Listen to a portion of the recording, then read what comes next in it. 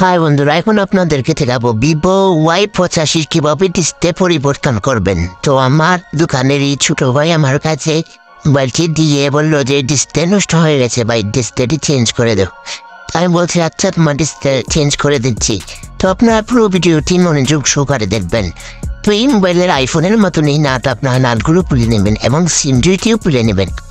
তো সিমটি খোলা শেষ হয়ে গেলে আপনারা ব্যাকপার্টটি খুলে নেবেন। আর ব্যাকপার্ট খোলার সময় অবশ্যই সতর্কতা অবলম্বন করে খুলবেন, অনেক সময় ফিঙ্গার লাইন ছিঁড়ে যেতে পারে। ফিঙ্গারের লাইনটা দেখে শুনেই খুলবেন, আর ফিঙ্গারের লাইনটি ডিসকানেক্ট করে ফেলবেন। স্ক্রু এবারের মাধ্যমে সম্পূর্ণ নাট খুলে ফেলবেন আপনারা।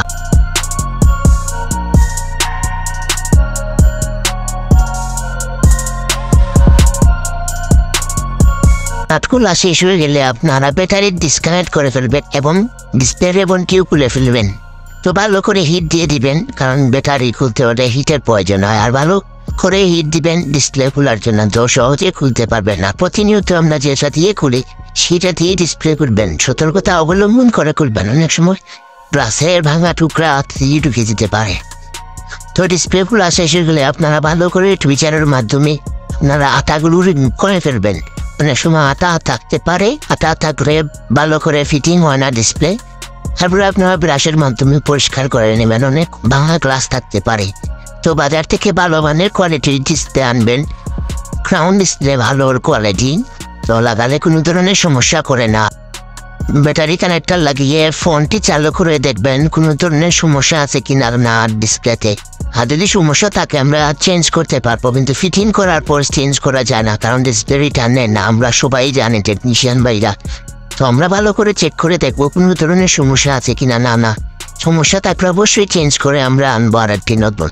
তো আমার ডিসপ্লেতে কোনো ধরনের সমস্যা করছে না, তো আমি এখন ফিটিং দিয়ে দেবো। তো আমি আর ডিসপ্লে খুলবো না, ডিসপ্লে না খুলে আমরা যেভাবে নাটগুলা কিংবা কেচিং খুলেছি সেইভাবে আবার লাগিয়ে নেবো। তো নাটগুলা আমি লাগাচ্ছি।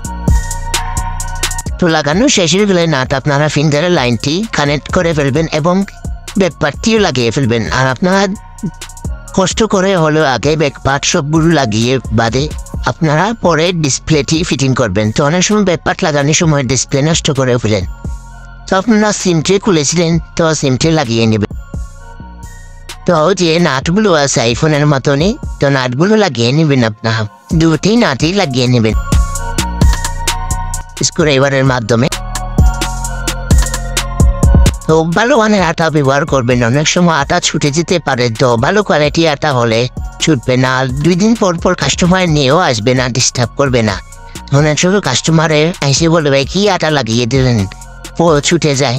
আসলে মেকার টেকনিশিয়ান বাইতের কোনো দোষ থাকে না, ও তারা হাত থেকে ফেলে ডিসপ্লে ভুলে যায়।